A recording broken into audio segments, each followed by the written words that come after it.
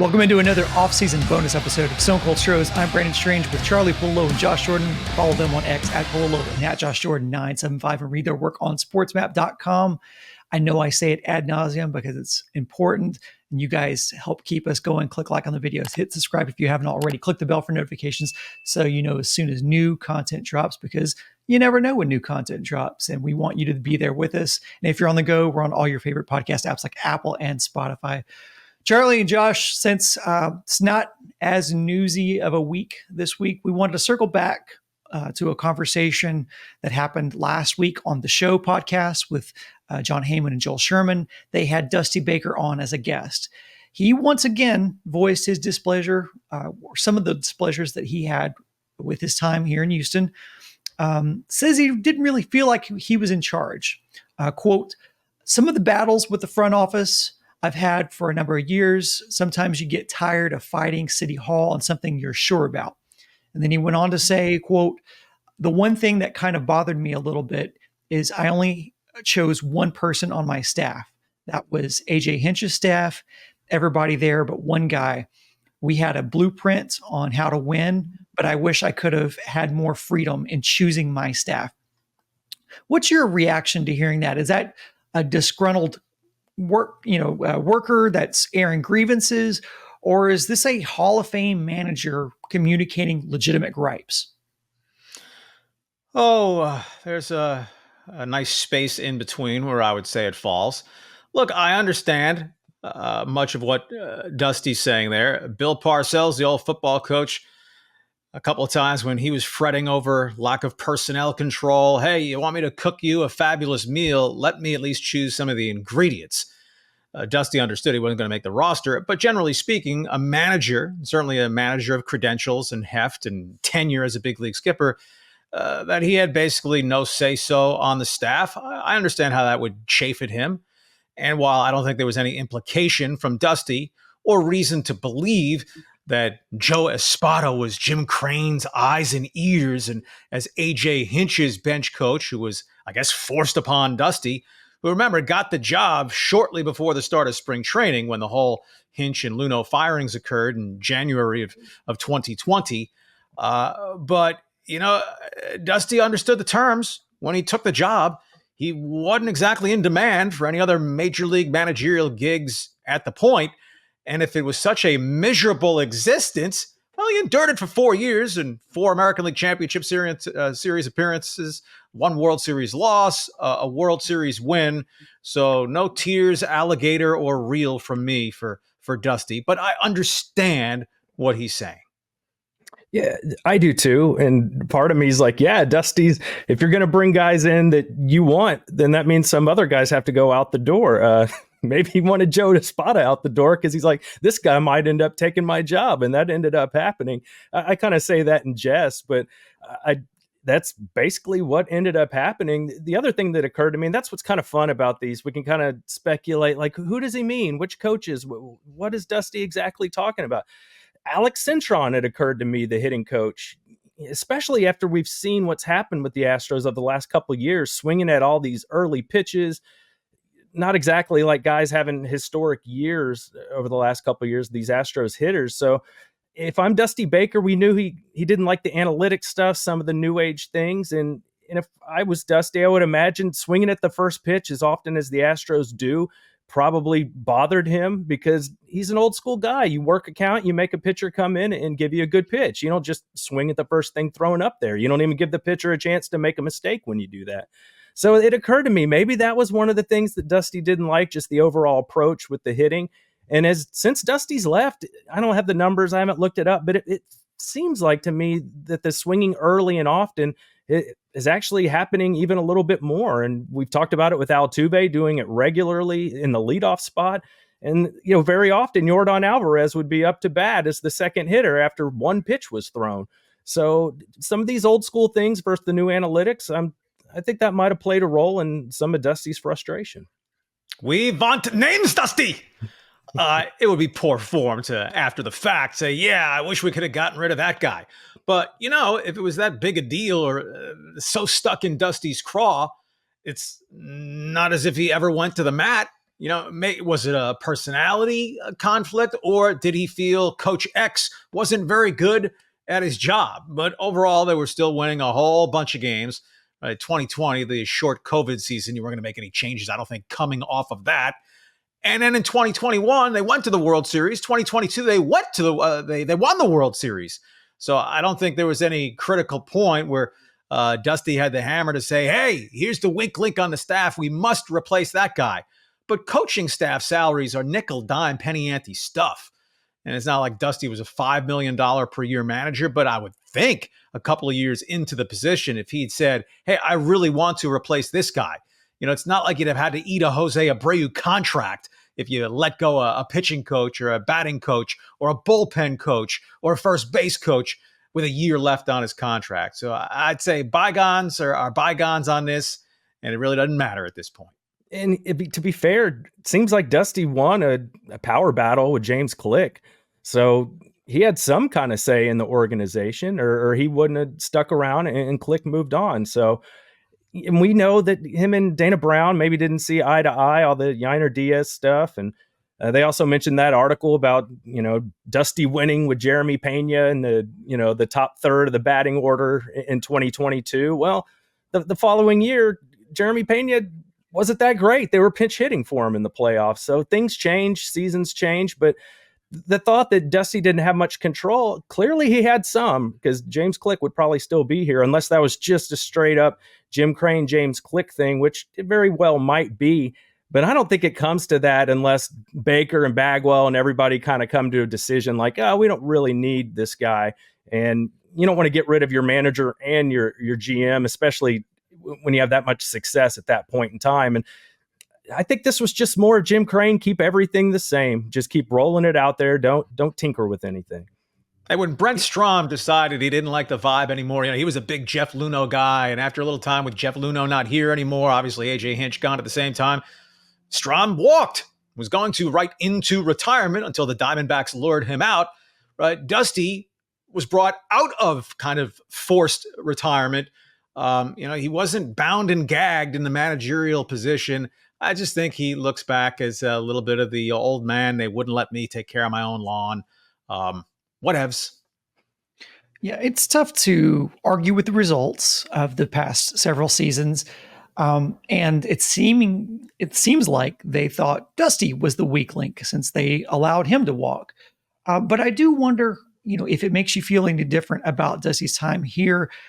Also to see that the Astros, Josh, you touched on it, were atrocious, on offense, especially in the postseason, towards the end of the season, outside of, some of their main guys and sometimes including their main guys.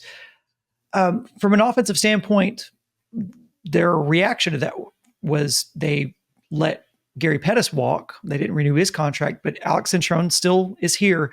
Do you think maybe that past success makes them a little too married to some of the people that are on this coaching staff? And how much of it is just to blame of just attrition of talent? Well, that's a part of it, but quite clearly between Alex Cintron and Troy Snitker, the Astros do not have special hitting coaches. I mean, I always go back to the players, especially with veteran players, right? Did Dusty's leaving cause Jose Altuve and Alex Bregman to lose a lot of their plate discipline? And at the Astros, on-base percentage and walks drawn percentage free fell in 2024 because Altuve's walk rate dropped a third. Alex Bregman's dropped 45%. To me, that's not at all on Cintron or Snitker or whoever the manager might be. But the cultivation of good in-the-box hitting skills for younger players, again, it's to me, in the end, on the players. Some guys have it, some guys don't. You can lead a horse to water. You can't make him drink. But Jeremy Pena is zero better than he was as a rookie 2 full seasons later. Yainer Diaz is still a very good offensive catcher, but he was better in 2023, and he still swings at almost everything 2 years into his career. No improvement on that criterion. Mauricio Dubon's is not a very talented hitter, but for a guy with little pop, that he swings at everything and hardly ever walks, right? Regression from Chas McCormick. Was that on the hitting coaches? No, I think Chas just sucked before he got hurt and when he came back from being hurt. Jake Myers probably just isn't good enough to be a legit major league offensive player. So I don't think there's a magic bullet improvement to make at hitting coach. But if you have coaches and you're paying them and there needs to be some blame levied, yeah, the Astros hitting coaches certainly don't grade A. No, it's kind of like football, right? Like Cintron's been here for a while. Sometimes you make a move just to have a new voice in the room because you're not getting the results that you hope for. So, sometimes maybe it's not that guy underperforming. Maybe it's just the hitter's not having a good year. But if it's not working, maybe it's time to try something else. And I want to caveat what I said too about them being atrocious offensively.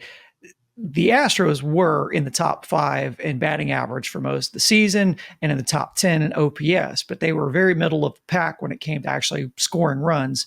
But going back to, in that same vein of approach at the plate, Josh, you mentioned Jose Altuve. He's always been a free swinger. In the same vein of like them having maybe needed to rethink those plate appearances and their approach there, should the Astros be rethinking where Jose Altuve is in this lineup? Specifically, should he be the leadoff man? For me, I would make a change. It's just, what's he, 34? He's going to be 35 years old. How long is he going to have that speed where he's that guy you want at the top of the lineup? He's kind of turned into more of a power hitter these days, pulling a lot of things. And I just think that's more his strength. I hate seeing him, miss a drag bunt or, something. So often in the game, you'll see him do that trying to get on base. But it's like, you're one of the few right-handed power hitters that can take advantage of the Crawford boxes. So I'd rather see him, retool, not be worried about, just get on base. Like, get him trying to slug a little more, drive in some runs. And like I said, the speed's going to diminish as he gets older anyway. So I think we're heading for that. But the real question becomes, if not him in the leadoff spot, who do you turn to? Exactly. They have 0 candidates to replace Altuve in the leadoff spot. He just had his first 20 stolen base season in years. The running game, while increasing a little bit in importance with the larger bases and the rules on throwovers, but we're not talking AstroTurf baseball, run, like in the 80s. Job 1, job 2, job 3 is to get on base. And Altuve, even with the walk rate way down, because he hit 295, his on-base percentage was still 351. Who are you going to replace him with? Jeremy Pena? Zach DeCenzo? You want Kyle Tucker in the leadoff spot? He was their best on-base percentage guy. Altuve, while falling off, and the warning signs are there as he's getting ready to turn 35, if the decline phase of his career accelerates as he's starting that 5-year, $125 million extension. But as is, Jose Altuve is still a good player, still a good leadoff batter, and the guy who leads off comes up more than anyone else in your lineup, obviously. So I don't want Altuve dropping down 3-4 spots in the order to have inferior offensive players get in the batter's box more. So unless they acquire or, lo and behold, develop someone who's a worthy leadoff hitter, Altuve is still the guy there for me in 2025. Just playing a little bit less. Yeah, I think for me, I would like to see, I think Kyle Tucker in the leadoff spot, just as maybe as an experiment. Does have a better approach at the plate, is fast on the base paths.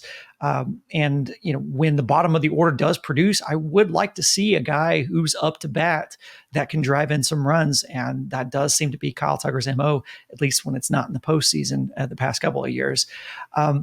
So I'll give you the final word on this episode.